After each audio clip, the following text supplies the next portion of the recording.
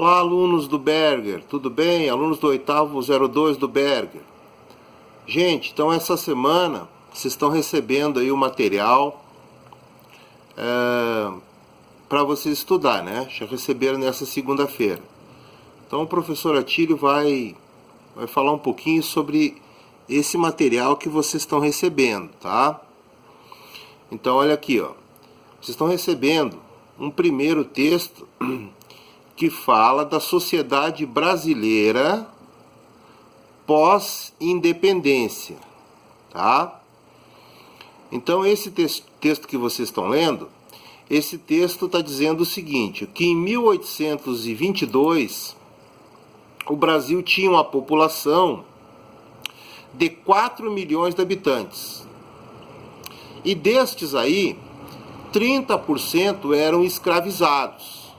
Tá? Então olha aqui, ó, 30% eram escravizados. Bom, foi mantido então o regime escravista, né, durante todo o período imperial. Tá?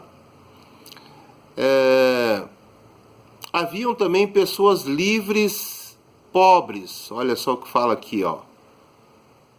Pessoas livres, pobres. Uma parte da população era livres e pobres. Ou seja, esses aí eram ex-escravos, pequenos donos de terra, pequenos comerciantes. Olha aqui o que está dizendo, ó, pequenos comerciantes. Tá? Então aqui, esse textinho aqui fala um pouquinho então do Brasil logo após a independência. Depois, tem um segundo texto que fala sobre as guerras de independência. Olha aqui, ó.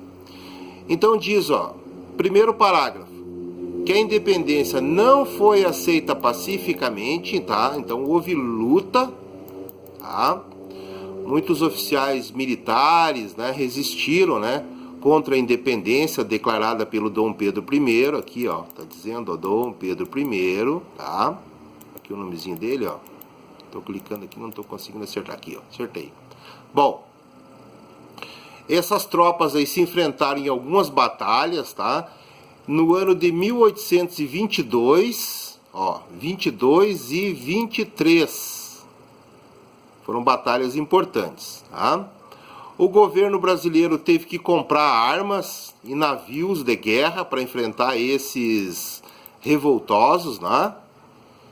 E eles acabaram sendo derrotados, né? Principalmente na Bahia, em 1823.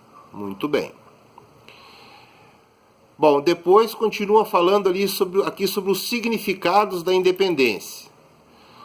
Segundo os historiadores, né? Essa independência não foi assim uma independência muito verdadeira, né? Porque o Dom Pedro I era filho do rei de Portugal, do Dom João VI. Então ele continuou sofrendo influência lá do rei de Portugal. Tá certo?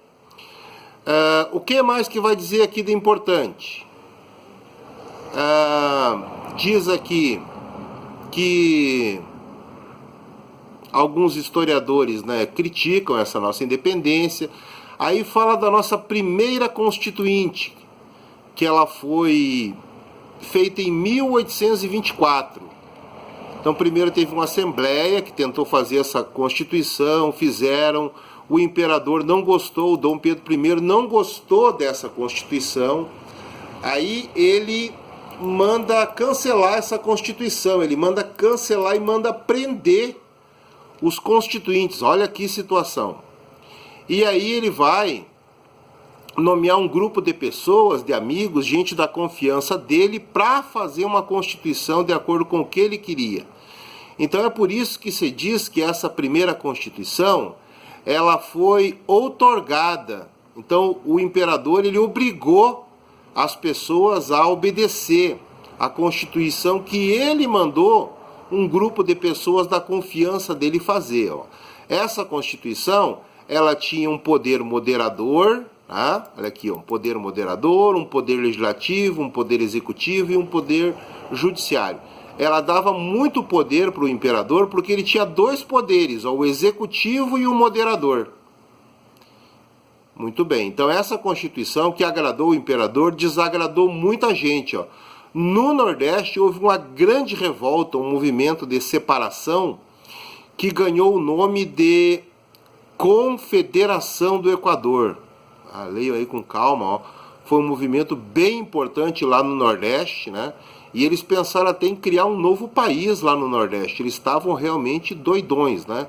Eles estavam revoltados com o imperador. O líder deles era um religioso chamado Frei Caneca. Eles estavam realmente querendo, não aceitavam, mas eles acabaram sendo reprimidos, foram presos e punidos, né? E essa Constituição ficou valendo durante todo o período imperial. Muito bem. Aí, para finalizar a aula, lá vocês vão ter 10 perguntas para vocês responderem no caderno, tá? Olha assim, ó. Aqui, ó. Vocês têm 10 perguntinhas lá para vocês responderem no caderno. Então, vocês vão ler os textos com calma, né? E vão responder essas 10 perguntas, beleza? Deu para entender um pouquinho do que eu expliquei? Leiam o texto com calma, tá? Em breve eu vou tentar fazer novos vídeos aí para ir falando sobre os conteúdos. Um abraço para vocês.